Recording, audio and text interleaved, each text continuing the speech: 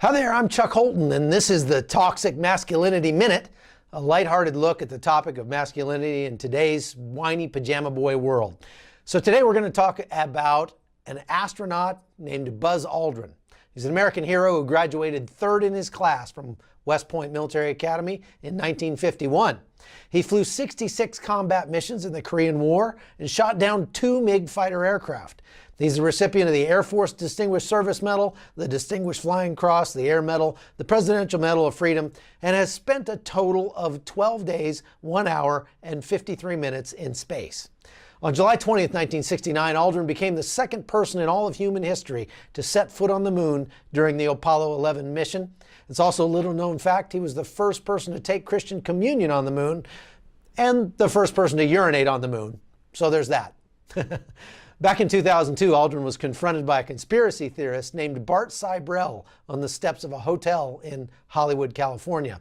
Sibrel challenged Aldrin and claimed that the astronauts of the Apollo 11 were involved in an elaborate hoax and never in fact landed on the moon.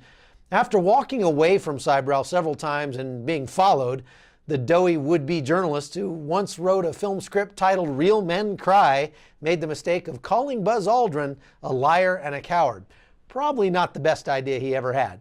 Okay, well, you can put it on your shoulder. Don't be shy. Come with me, Buzz. You really like your picture, don't you? You're the one who said you walked on the moon when you didn't. Calling the kettle black, if I ever thought of it. Saying I misrepresented myself. Away from me. You're a coward and a liar and a thief.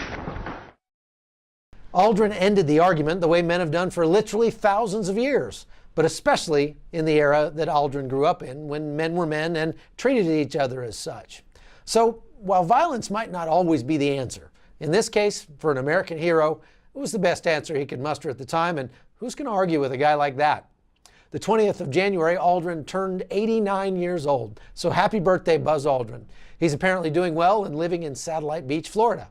For his part, Bart Sibrel was arrested in 2009 for jumping up and down on the hood of a car owned by a woman who happened to be occupying the parking space Sibrel thought he deserved.